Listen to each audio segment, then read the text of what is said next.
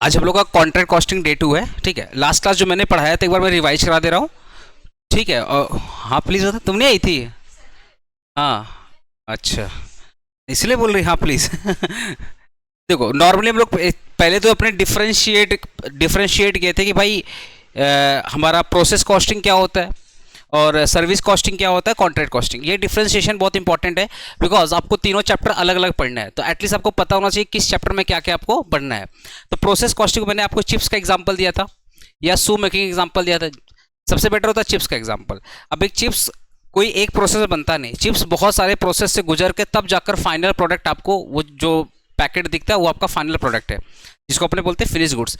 तो एक चिप्स बनाने के लिए नॉर्मली क्या होता है, पहले पोटैटो लाओ, उसको वॉश करो, है ना, उसको फिर उसको पीलिंग करो, उसको छिलके उतारो, फिर उसको कटिंग करो, फिर उसको बॉयल करके फिर उसको फ्राई करो, फिर उसको मसाले ऐड करो, फिर उसकी पैकेजिंग करो, फिर लेबलिंग करो और फिर फाइनल जो बॉक्स होता है उसमें डाल करके कंज्यूमर तक पहुंचा दो। ये पूरा प्रोसेस होता है, तब जा करके चिप्स हमें मिलता है खाने को। ठीक है, पर ये जो चिप्स है एक पैकेट बनाने में कंपनियां तो हज़ारों पैकेट एक साथ बनाती है बिकॉज वो तो सारा काम मशीन के थ्रू होता है। बट हम लोग समझ सकते हैं कि एक पैकेट चिप्स बनाने में उनको मैक्सिमम 2 मिनट या 4 मिनट लगता होगा या 5 मिनट लगता होगा, क्योंकि सारे प्रोसेस को गुजारने में मैक्सिमम 5 से 10 मिनट में एक प्रोसेस बन करके रेडी होता है, या 1 घंटा पकड़ लो ना। तो जब भी कोई प्रोसेस, जब भी कोई manufacturing with in a year 1 घंटे के अंदर ही हो जाए, तो ज़्यादातर केस में वहाँ पे कौन सी कॉस्टिंग फॉलो करते हैं, प्रोसेस कॉस्टिंग। अगर मैं सर्विस कॉस्टिंग की बात करूं तो आज मैं तुमको पढ़ा रहा हूं, तो इसके लिए मैंने बहुत सारे इंफ्रास्ट्रक्चर प्रोवाइड किए। तो वो मेरा क्या है, मटेरियल और इनपुट। मैंने आपको पढ़ाने के लिए बुक्स प्रोवाइड किया, इंफ्रास्ट्रक्चर प्रोवाइड किया, लैंड लेबर कैपिटल लगाया, ये सब मेरा क्या है, inputs. That is called material plus inputs. इसमें इसके मदद से मैं आपको पढ़ा रहा हूं, दैट इज कॉल्ड प्रोसेसिंग। इसमें मेरा कुछ प्रॉफिट है, इसमें क्या है, मेरा कुछ प्रॉफिट है। आया वो सामने। तो मटेरियल और इनपुट्स की मदद से हुआ प्रोसेस, प्रोसेस से क्या निकला, क्लासेस। क्लासेस मेरा क्या है, फिनिश गुड्स। जो हम आपको क्लासेस प्रोवाइड कर रहे हैं वो मेरा क्या है, फिनिश गुड्स। बिकॉज मुझे एक क्लास प्रोवाइड करने के लिए मुझे इतने सारे इंफ्रास्ट्रक्चर का रेडी करना पड़ेगा, तब जाकर मैं एक क्लास ले पाऊंगा, अदरवाइज नहीं ले पाऊंगा। ठीक है, तो ये मेरा जो क्लासेस वो मेरा क्या है, फिनिश गुड्स। गुड्स कैसे बताया था ना, 2 टाइप का होता है, एक मटेरियल, एक होता है नॉन मटेरियल। तो जो सर्विसेज होती हैं वो नॉन मटेरियल गुड्स होती हैं। ठीक है, इसमें मैं क्या ऐड करूंगा, अपना प्रॉफिट, और क्या निकल जाएगा, सेल। इस टाइप का कॉस्टिंग को अपने क्या बोलते हैं, सर्विस कॉस्टिंग, जहां पे सिर्फ सर्विस की बात हो रही है। ठीक है, अब बात करें तुम्हारे कॉन्ट्रैक्ट कॉस्टिंग, जो तुमको मैं पढ़ा रहा हूँ।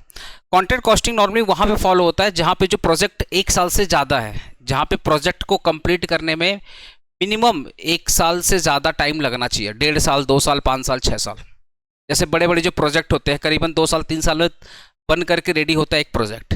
तो उसके लिए मैंने आपको एक एग्जांपल दिया था। सपोज मैं एक बिल्डिंग बना रहा हूँ, ठीक है, एक बिल्डिंग बना रहा हूँ, 1 साल कंप्लीट हो गया, तो 1 साल में जस्ट मैंने 30% प्रोजेक्ट को कंप्लीट किया। बट आप बताइए ना, ये 30% प्रोजेक्ट को कंप्लीट करने के लिए भी मुझे मटेरियल लगा, मुझे क्या लगा, इनपुट्स लगा। इनपुट्स का मतलब लैंड लिया, लेबर इंजीनियर, कैपिटल लगाया, मटेरियल लगाया। तो इस 30% प्रोजेक्ट को कंप्लीट करने के लिए भी मुझे इन सब का जरूरत पड़ा।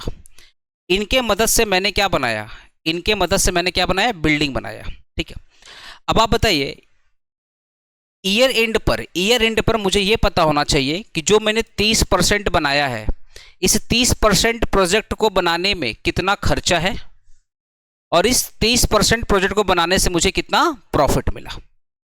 आपने 100% बिल्डिंग तो बनाया नहीं, आपने ओनली 30% बनाया। तो 30% जो आपने बिल्डिंग कंप्लीट किया है, उस 30% में आपका खर्चा कितना हुआ, मतलब 30% बनाने में आपका टोटल खर्चा कितना हुआ, और उस 30% के अकॉर्डिंग आप प्रॉफिट में है या लॉस में है। समझ गए, क्योंकि ये बिल्डिंग तो साल भर के बाद ही लगेगा, 2-3 साल लगेगा बनाने के लिए। तो आपने 1 साल में जितना खर्चा किया, ठीक है, तो उसके अकॉर्डिंग आपको प्रॉफिट कितना मिला, ये हम लोग निकालते कहां पे, कॉन्ट्रैक्ट कॉस्टिंग में। तो अपने क्या करते हैं, इनके मदद से प्रोसेस करते हैं, प्रोसेस करके हमारा क्या होता है, प्रोजेक्ट थोड़ा बहुत रेडी होता है। तो जितना प्रोजेक्ट रेडी हुआ है उसका निकालेंगे कॉस्ट ऑफ प्रोडक्शन, और उसके अकॉर्डिंग ही अपने क्या निकालेंगे, प्रॉफिट। कि 30% बनाने में कितना खर्चा हुआ और 30% बना करके मुझे प्रॉफिट हुआ या लॉस हुआ। प्रॉफिट हुआ तो कितना प्रॉफिट हुआ, लॉस हुआ तो कितना लॉस हुआ।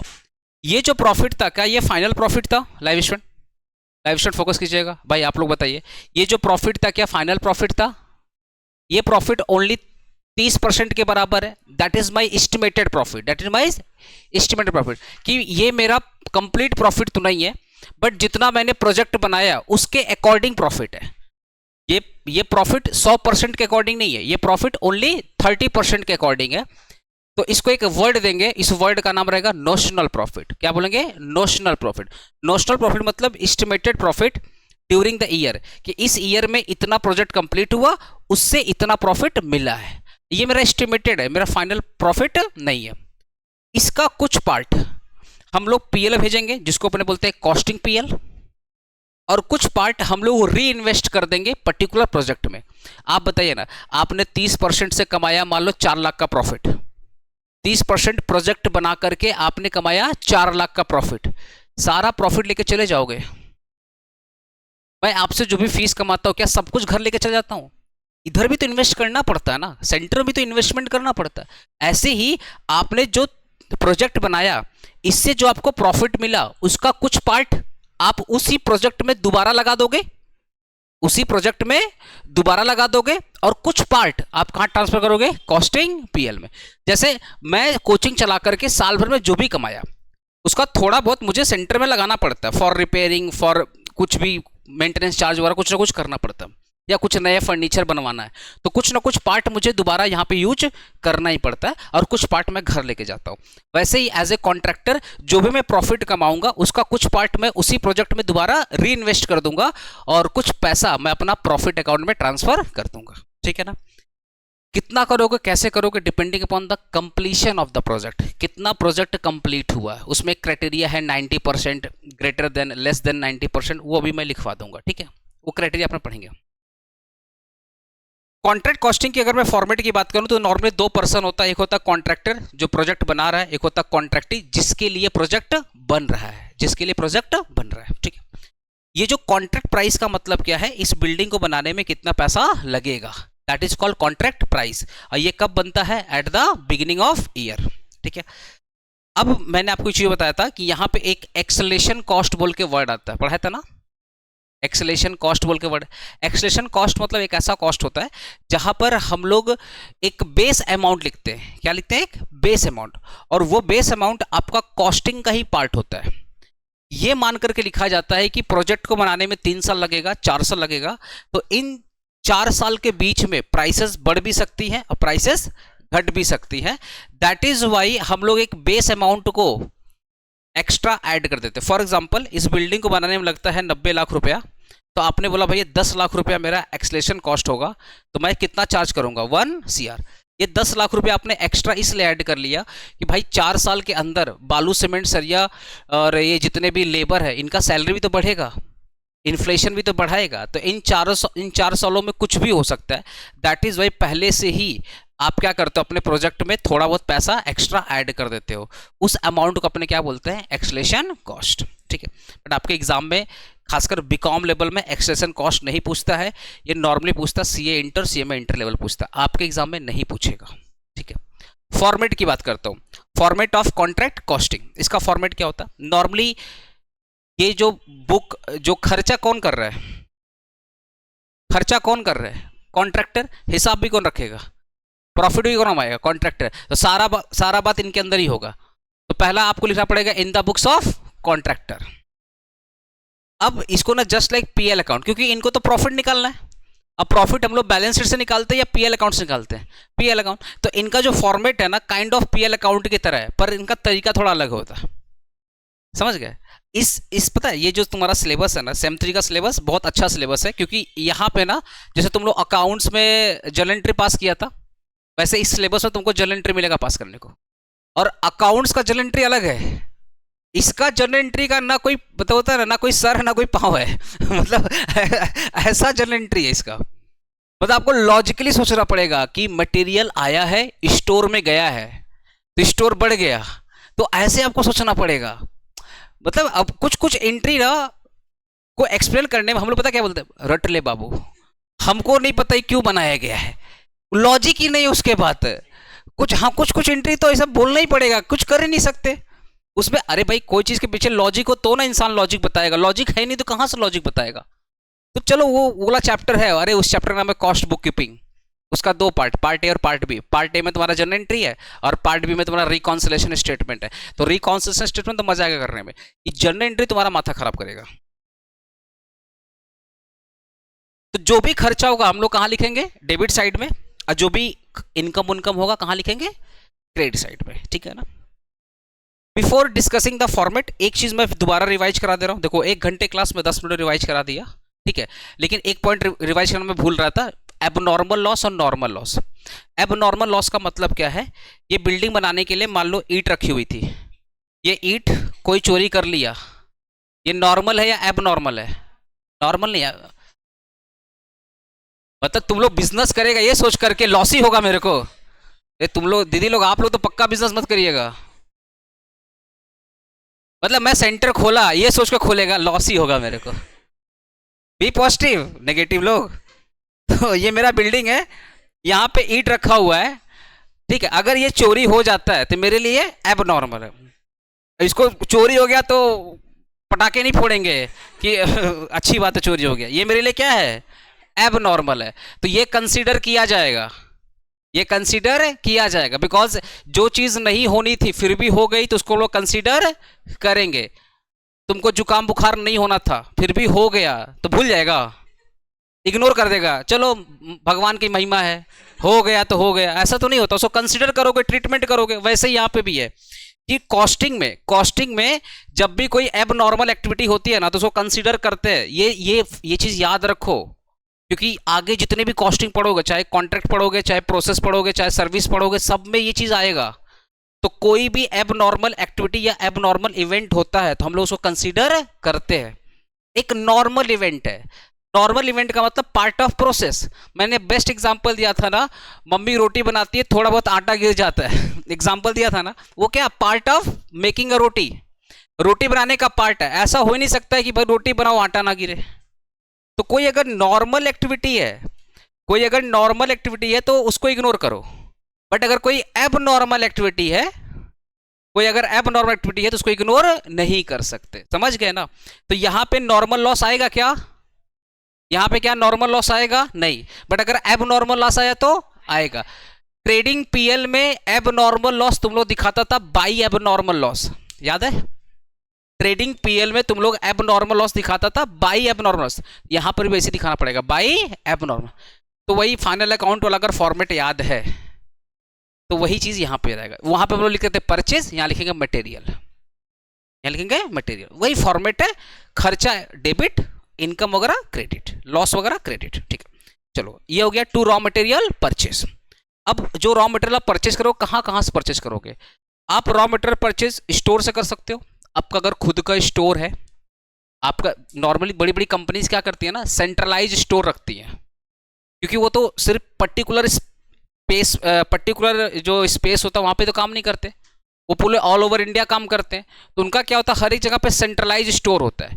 जैसे मान लो उन्होंने कोलकाता में एक स्टोर बना दिया, अब हावड़ा में अगर काम हो रहा है तो कोलकाता चला जाएगा, या मान लो बर्धमान में कोई काम हो रहा है कोलकाता चला गया, ठीक है। या हो सकता है तुम्हारा ये इधर नदिया साइड में कोई काम हो रहा है या मालदा साइड में काम हो रहा है, कलकत्ता चला गया, बिकॉज नज़दीक पड़ेगा ना। वैसे ही अगर वो मान लो साउथ में काम कर रहे हैं तो हैदराबाद में एक स्टोर बना दिए, तो साउथ में जो भी काम होगा वो सारा का सारा मटेरियल कहाँ से जाएगा, हैदराबाद से जाएगा, समझ गया ना। वैसे एक सेंट्रलाइज स्टोर। तो आप रॉ मटेरियल कहाँ से परचेज कर सकते हो, तीन पॉइंट है। पहला, या तो आपने रॉ मटेरियल परचेज किया स्टोर से, या आपने रॉ मटेरियल परचेज किया डायरेक्टली सप्लायर से। या ये भी हो सकता है कि आपका जो रॉ मटेरियल आया वो एक साइड से दूसरे साइड में, पार्क स्ट्रीट में एक बिल्डिंग बन रहा था, बन करके रेडी हो गया, ग्रीश पार्क में नया बिल्डिंग बन रहा था, तो हमने पार्क स्ट्रीट में जो बिल्डिंग बनाते वक्त कुछ एक्स्ट्रा मटेरियल मंगा लिया था। अब वो मटेरियल वहाँ पड़ा हुआ है तो छोड़ के थोड़ी आएंगे, उसको यूज कर लेंगे ग्रीश पार्क वाले बिल्डिंग बनाने में। तो एक साइड से दूसरे साइड में भी आप यूज कर सकते हो, समझ गए ना। तो तीन तरीका से आ सकता है। तो अगर रिटर्न भी होगा तो आपने स्टोर से मंगाया था स्टोर को रिटर्न करेंगे, सप्लायर से मंगाया था तो सप्लायर से रिटर्न करेंगे, और एक साइड से था अनदर साइड में, जहां था वही भेज देंगे, ठीक है। तो ये था परचेज, ये था रिटर्न। क्लियर हुआ चीज, परचेज आएगा डेबिट साइड में, रिटर्न आएगा क्रेडिट साइड में, ठीक है।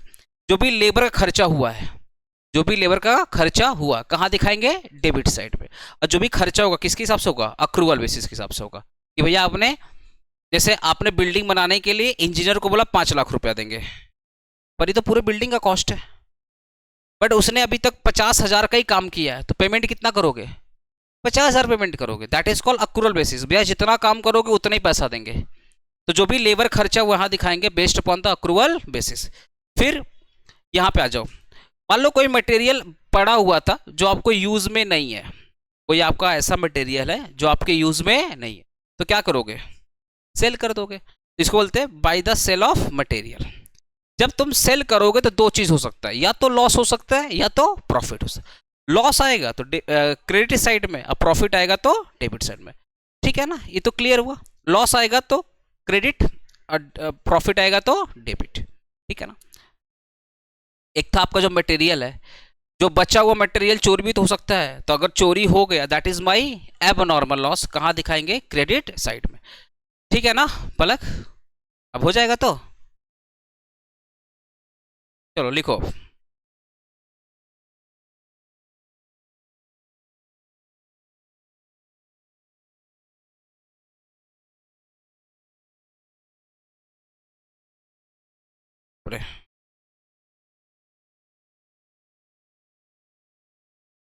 लिखो by closing stock of material, लिखो यहाँ पे बाय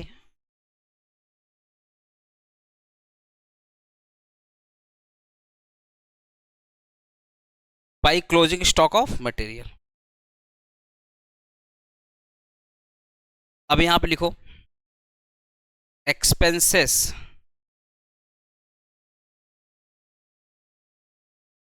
एक्सपेंसेस रिलेटेड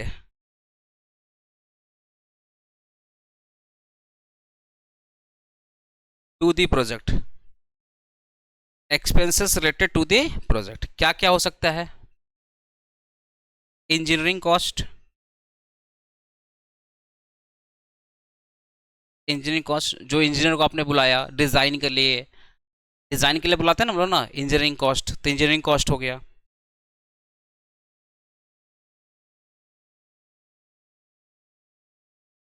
हाँ भेजो व्हाट्सएप पे, अच्छा ठीक है भेजो, एक मिनट रुक जाओ।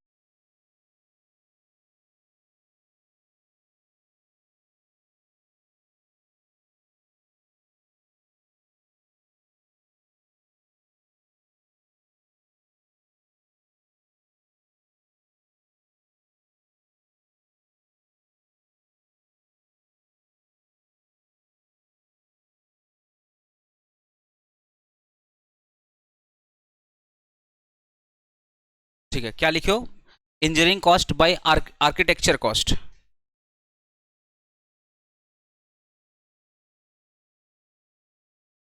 Architecture cost. एक होता है सब कॉन्ट्रैक्ट कॉस्टिंग, सब कॉन्ट्रैक्ट कॉस्टिंग का मतलब सोचो, एक होता है सब कॉन्ट्रैक्ट कॉस्टिंग, करण बोल दो क्या हो सकता,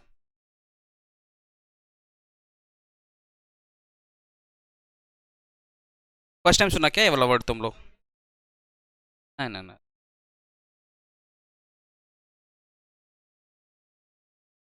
आधा अधूरा, कहाँ दिमाग तेरा काम चल रहा है।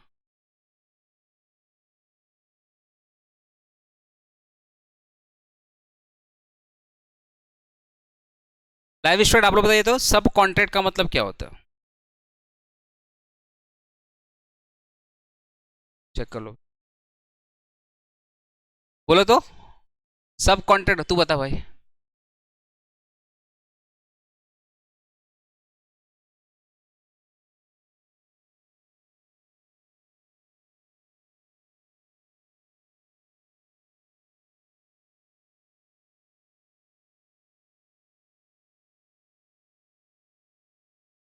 पलक बता दो ना, वो पलक बात कर रही है, बोलना सब कॉन्ट्रैक्ट कॉस्टिंग का मतलब क्या होता है।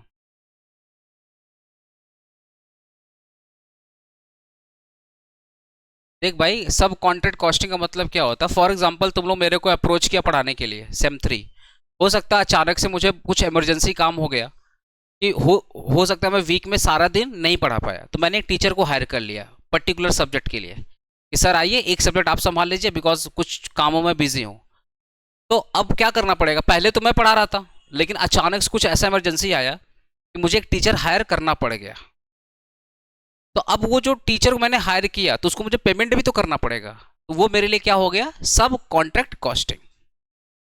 ऐसी ही कंपनी है, मान लो बिल्डिंग बना रही थी, अब उसको बिल्डिंग का डिजाइन है, वो मान लो आर्किटेक्चर ने बना के गया, इंजीनियर बना गया, पर वो डिजाइन उसको समझ में नहीं आ रहा था।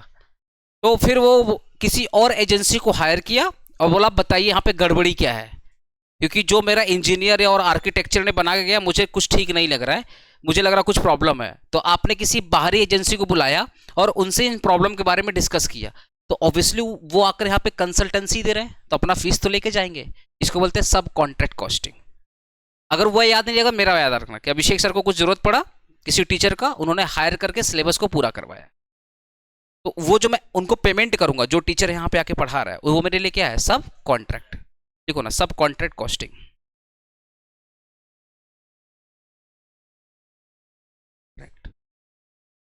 हाँ, रिप्लेसमेंट किसका होता है, जो परमानेंट होता है।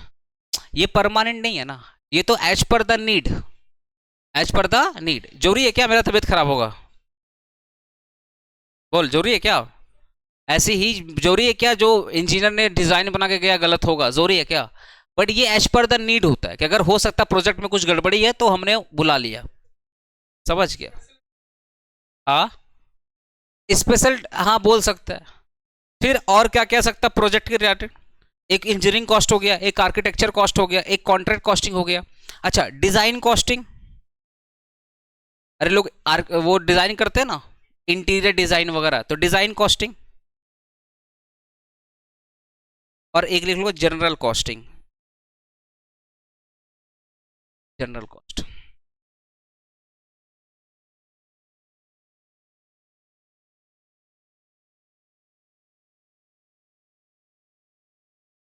ठीक है ना।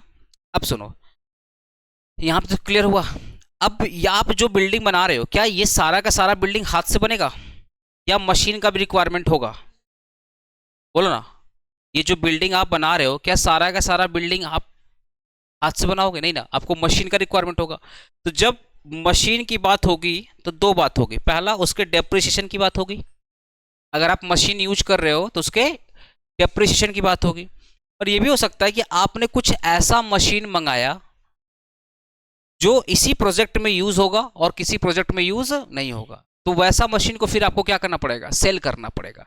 और जैसे ही आपने मशीन को सेल किया तो दो बात होगा, या तो लॉस होगा या तो प्रॉफिट होगा। याद करने का तरीका समझ रहा है, ये जो मैं बिल्डिंग बनाऊंगा सारा तो हाथ से बनेगा नहीं, इस बिल्डिंग बनाने के लिए क्या चाहिए, मशीन। तो जो मशीन आ रहा है तो ऑब्वियसली डेप्रिसिएशन का बात तो होगा ही होगा, प्लस कुछ मशीन ये भी हो सकता है जो मेरे काम का नहीं है, तो हमने उसको क्या किया, सेल आउट कर दिया। और जब मैं सेल करूंगा तो दो चीज होगा ही होगा, या तो लॉस होगा या तो प्रॉफिट होगा। तो ये फटाफट चीज लिखते हैं। देखो, पहला लिखो डेप्रिसिएशन,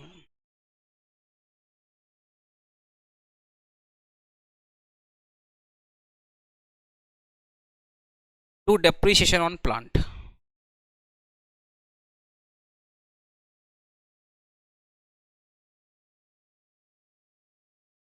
यहां पे लिखो by the sale of plant, by the loss on sale on plant, loss on sale of, हाँ अलग है ना, by the loss on sale of plant. अब प्रॉफिट होगा तो कहां पे, डेबिट साइड में, to profit on sale of plant.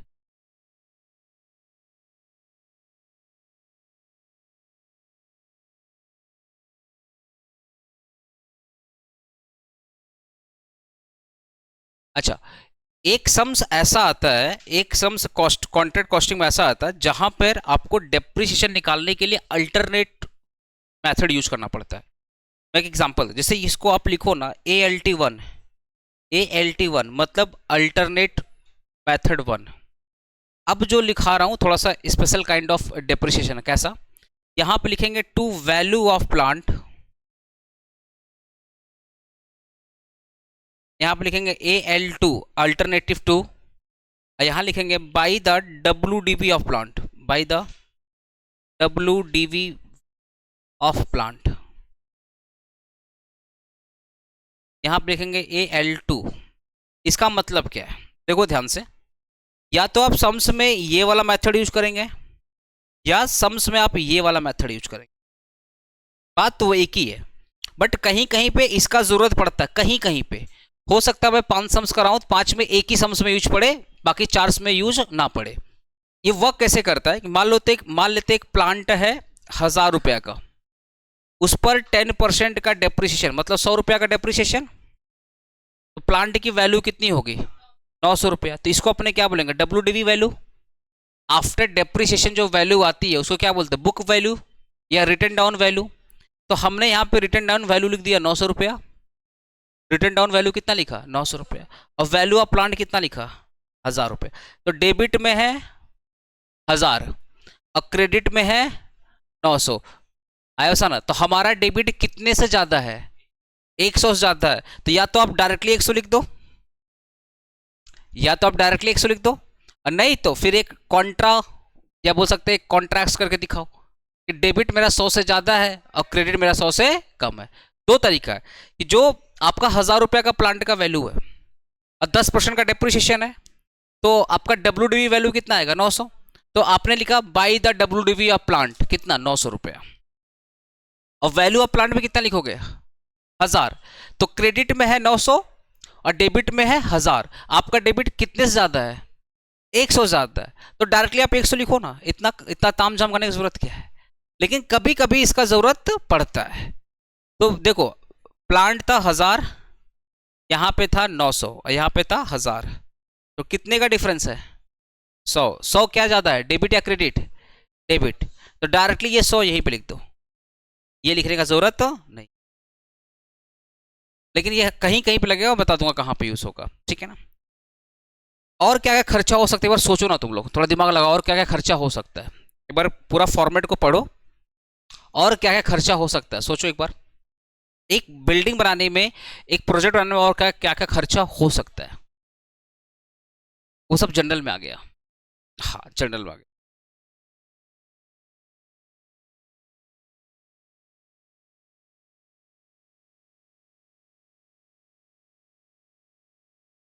सब जनरल आ जाएगा, जनरल में आ जाएगा।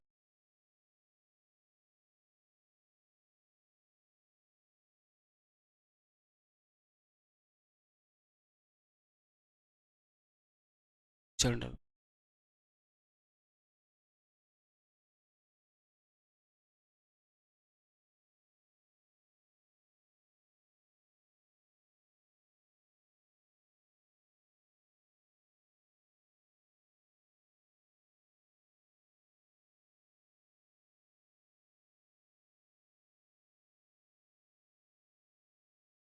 हाँ ट्रांसपोर्ट वगैरह सब किस में डाल देंगे, जनरल कॉस्ट में। अब मैं क्यों आपको सोचने के लिए बोला, क्योंकि एक बिल्डिंग बनाने में, प्रोजेक्ट बनाने में जो मोटा मोटा खर्चा होता है हम लोग सब कुछ लिख चुके हैं।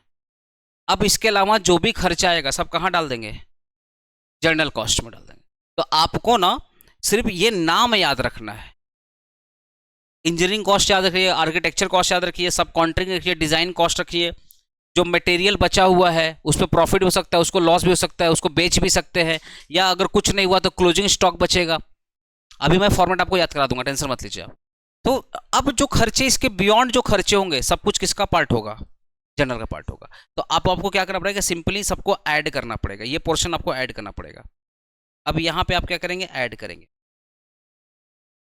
ये जो भी कुछ आएगा इसको ऐड करिए, और जो आपका बैलेंसिंग फिगर आएगा उसको अपने बोलते हैं by cost of work. Cost of जो भी आएगा वो बैलेंसिंग फिगर आएगा, जो भी आएगा बैलेंसिंग फिगर आएगा, cost of work till the date, cost of work till the,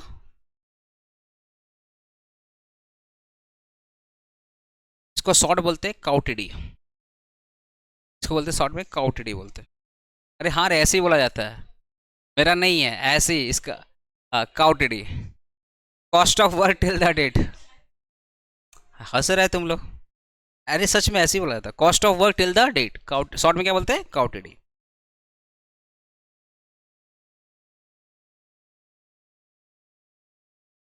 pen को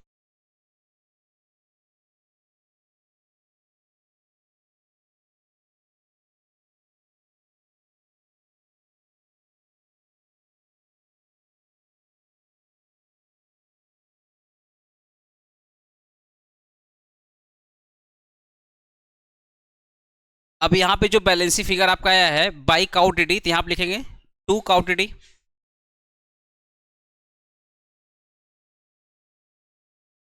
है ना, by balance BD, sorry to balance BD, to काउटेडी, ब्रैकेट में क्या लिखेंगे, balance BD.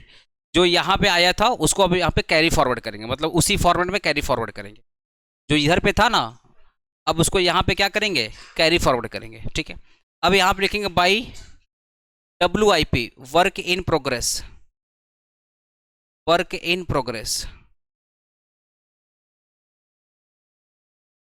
By work in progress WIP, देखो by work certified, by work certified, by work uncertified,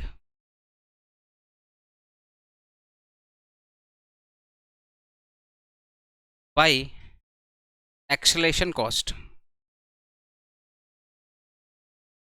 escalation cost अभी अभी छोड़ दो, दिखवाई देता हूँ। अच्छा ये एक चीज सुनो, ये वर्क सर्टिफाइड वर्क अनसर्टिफाइड है ना, इसका इसका एक कहानी तुमको भी सुनाता हूँ, ये थोड़ा सा है लोचक कहानी है, सुन करके लगेगा कि भैया अपना ये होता है ना कि अपना सिक्का कैसा भी है ठीक ही है ना, जैसा भी है ठीक ही है, वही वाला कहानी यहाँ पे भी है। देखो बाई एक्सलेशन कॉस्ट,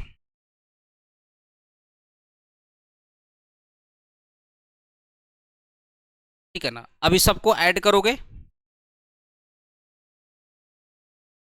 ठीक है, इन सबको ऐड करोगे और काउ टीडी से क्या करोगे, माइनस करोगे, तो जो बचेगा बैलेंसिंग फिगर उसको बोलते हैं टू नोशनल प्रॉफिट।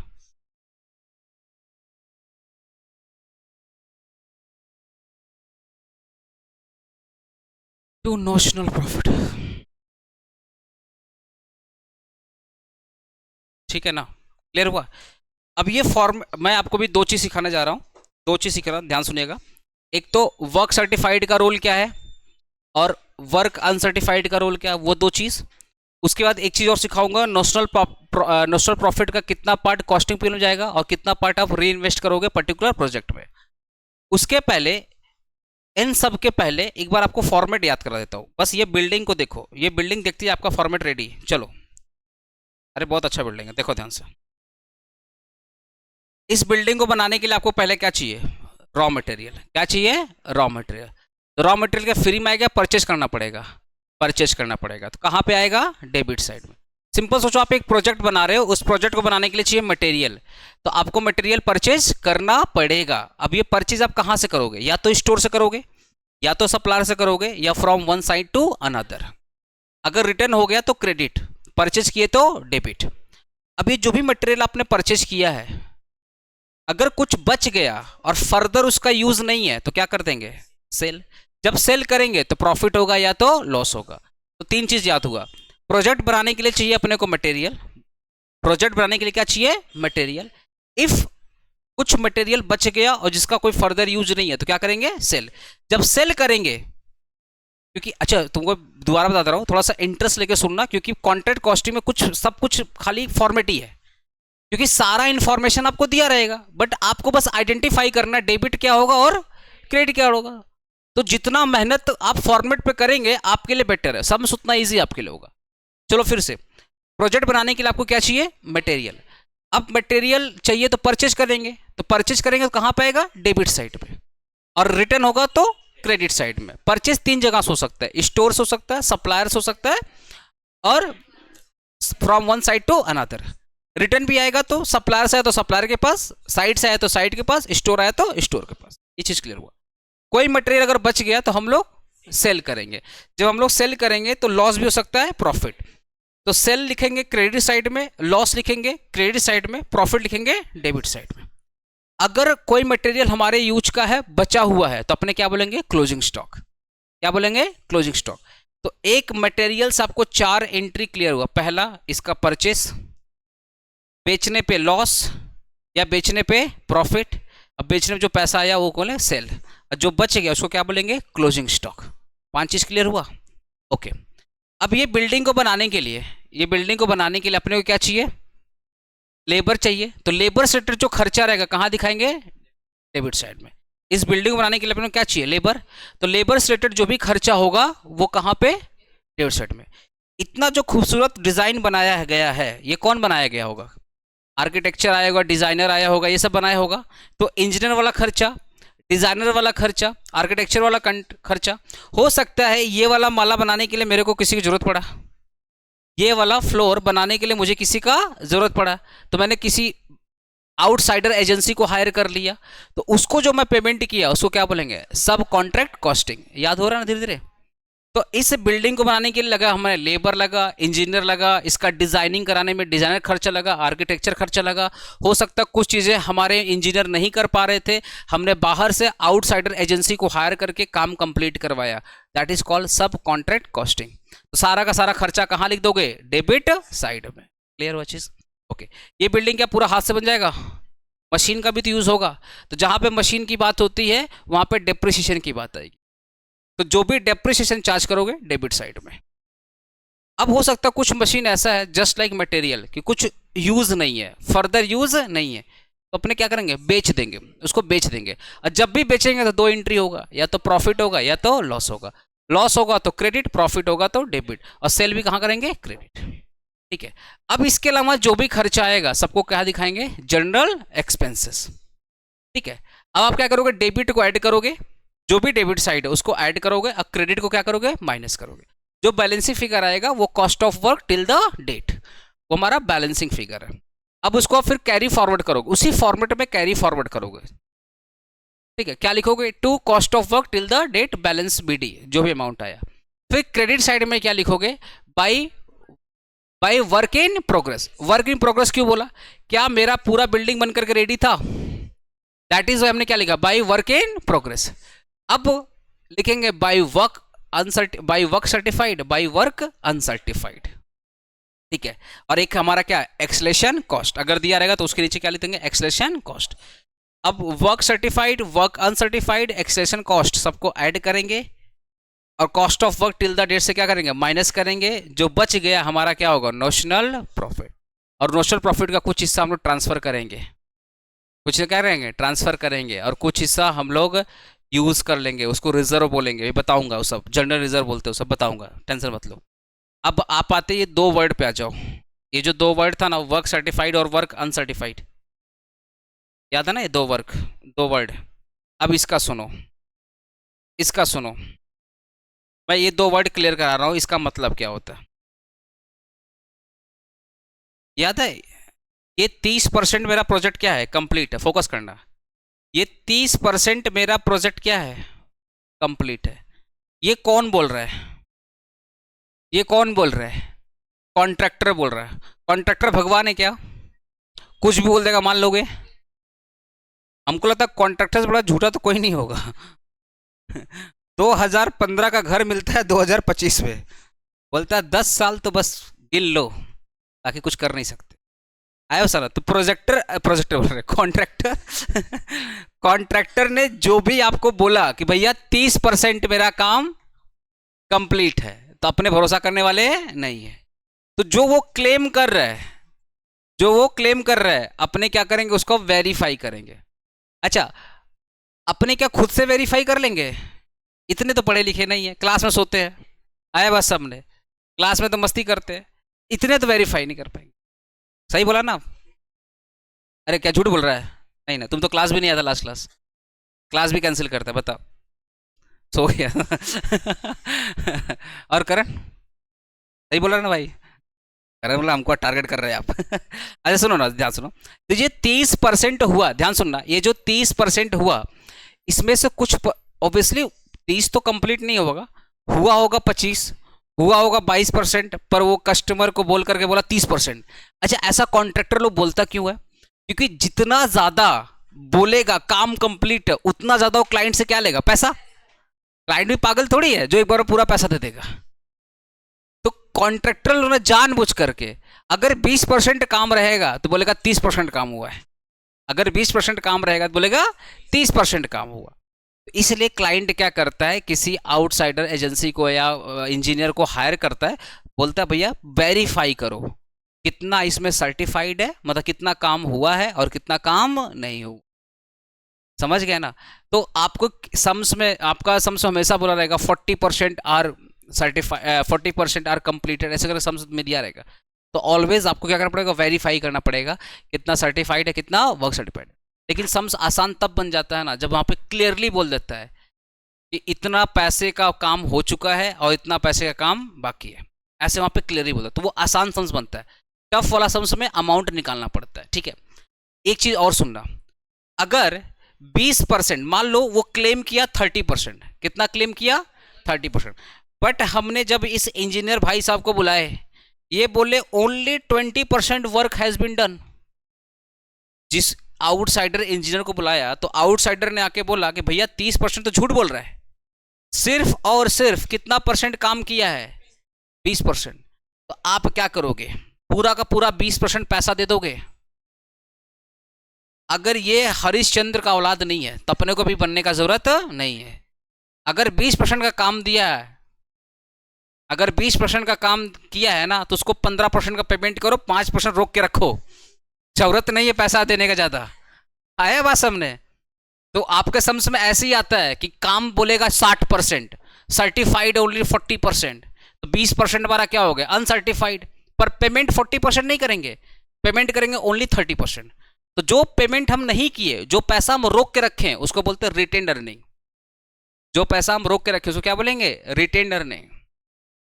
तो तीन बात क्लियर हुआ, पहला वर्क सर्टिफाइड, वर्क अनसर्टिफाइड, और अगर काम किया मान लो 20% तो पैसा 20% नहीं देंगे, थोड़ा बहुत पैसा हम लोग रोक के रखेंगे। क्योंकि एट द एंड जब तक, क्योंकि ये बात फैक्ट है, अगर कोई जितना काम किया, खासकर ये प्रोजेक्ट वाले काम में, लेबर वाले काम में, अगर उसका पैसा तुम नहीं रोकोगे, वो अगला दिन आएगा भी नहीं। ऐसा होता है। तो ये कंस्ट्रक्शन लाइन में बहुत भयंकर होता है। इसीलिए जब भी आप कभी फ्लैट रेट लीजिएगा कंस्ट्रक्शन वाले में, पूरा पैसा मत, जब तक आपको फ्लैट का चाबी आपको मिले ना, और चाबी मिलते उसको पेमेंट मत करना, पहले देख लेना सही से बनाया है कि नहीं बनाया है, तब जाके फाइनल पेमेंट करना। अदरवाइज एक बार अगर उसको कॉन्ट्रैक्टर को पैसा मिल गया पूरा का पूरा, तुम्हारा फोन नहीं उठाएगा, ब्लॉक मार देगा तुमको। फिर ढूंढते रहो उसको, उसका चाट्टू प्रोजेक्ट चलता, कभी इस प्रोजेक्ट कभी उस प्रोजेक्ट में चलता है। अब एक वर्किंग नोट लिखो, तो वर्किंग नोट लिखो, देखो important working notes, important working notes, नहीं फॉर्मेट आप कुछ नहीं लिखवाएंगे, इंपॉर्टेंट वर्किंग लिखो ना, इंपॉर्टेंट वर्किंग नोट्स।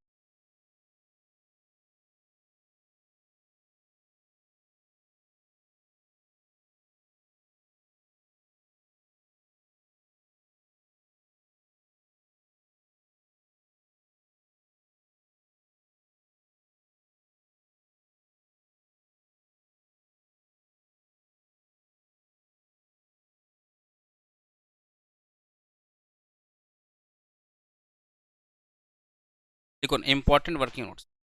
पहले तो लिख लो अब नॉर्मल लॉस वाला बात, वही नॉर्मल लॉस वाला बात लिखो, नोट्स लिखो। Number 1, normal loss should not be considered, should not be considered, normal loss should not be considered,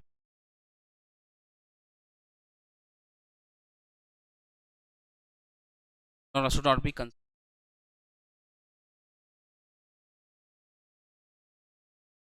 Abnormal loss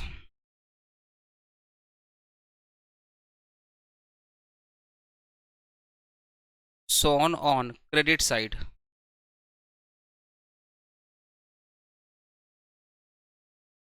तीसरा, purchase of land अगर आपके समझ में आया परचेज ऑफ लैंड, आप आप बिल्डिंग बना रहे हो या लैंड बना रहे हो, इस पे कोई ट्रीटमेंट नहीं हो। अगर आपके समझ में आया परचेज ऑफ लैंड, वो आपका खर्चा नहीं, no treatment.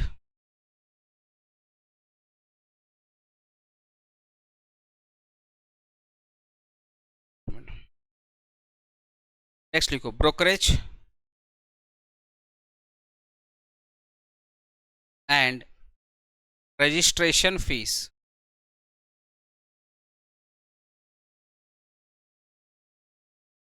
Paid on the purchase of land. कोई भी लैंड परचेज करते हो तो ब्रोकरेज फीस देना पड़ता है। कोई लैंड परचेज करते हो तो ब्रोकरेज फीस देना पड़ता है। अगर लैंड नहीं आ रहा है तो लैंड से रिलेटेड जो ब्रोकरिंग है वो भी नहीं आएगा, तो नो ट्रीटमेंट।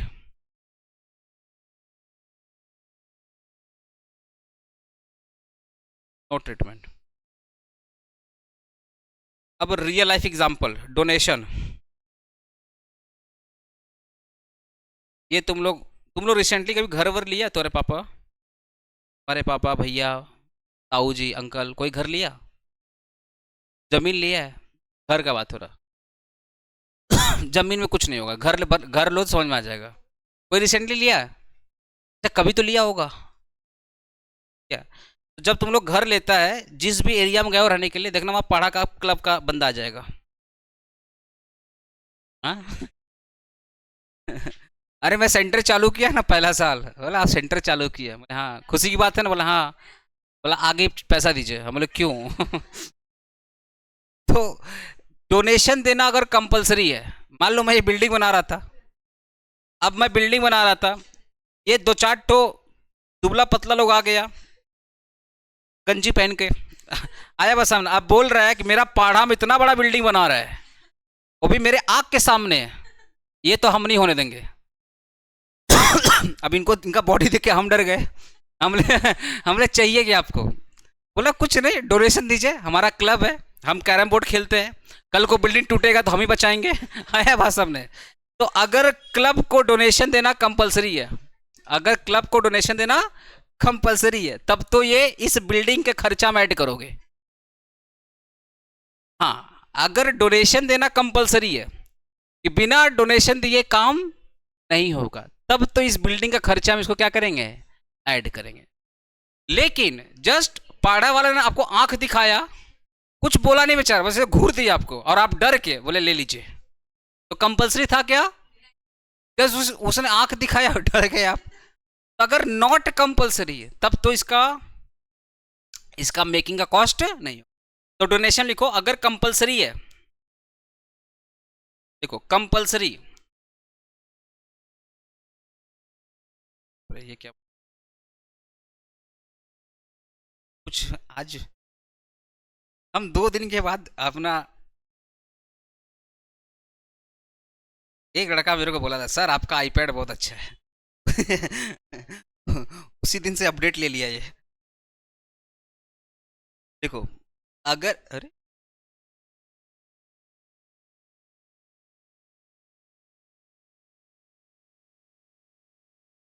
अच्छा ठीक है,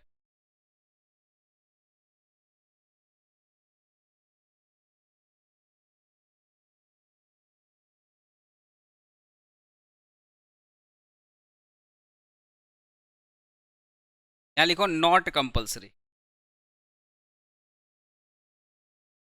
अगर कंपलसरी है तो पार्ट ऑफ द कॉस्ट, देखो ना,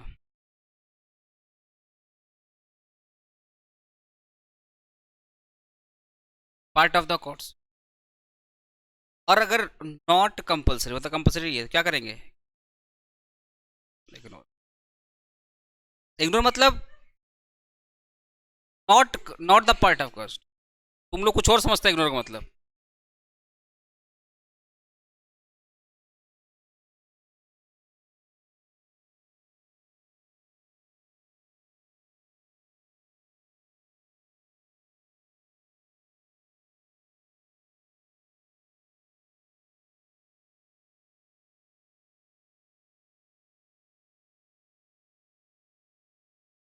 देखो note number 6, some part of the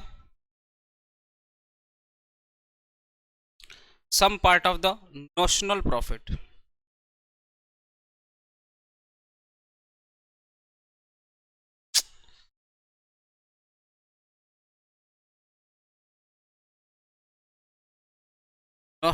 some part of the notional profit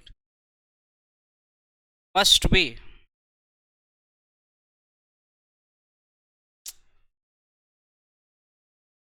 दिख रही must be transferred to costing PL account, must be transferred to costing PL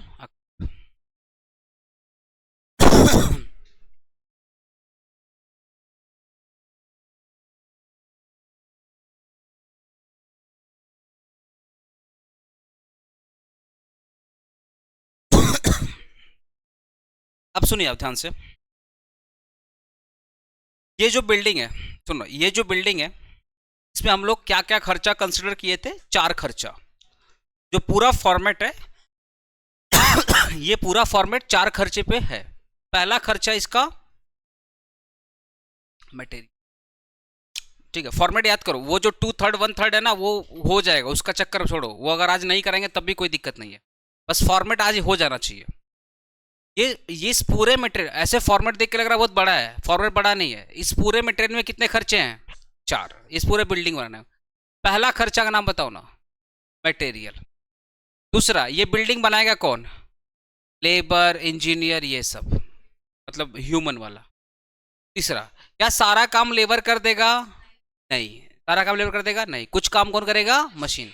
तो एक खर्चा हो गया मटेरियल से रिलेटेड, एक खर्चा हो गया, उसको बोलेंगे ह्यूमन रिसोर्स। क्या बोलेंगे?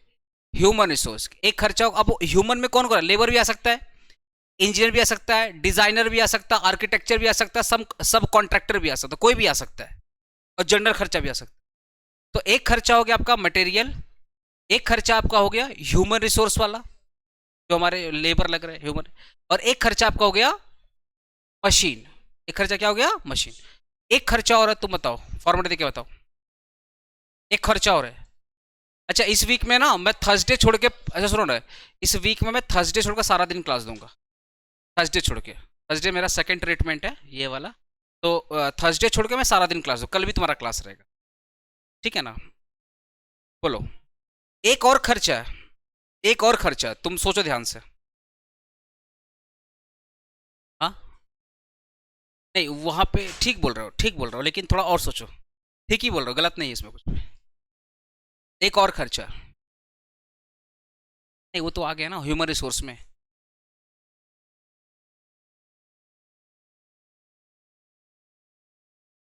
मशीन में आ गया ना, सब कॉन्ट्रैक्ट भी तो आ गया ह्यूमन रिसोर्स में।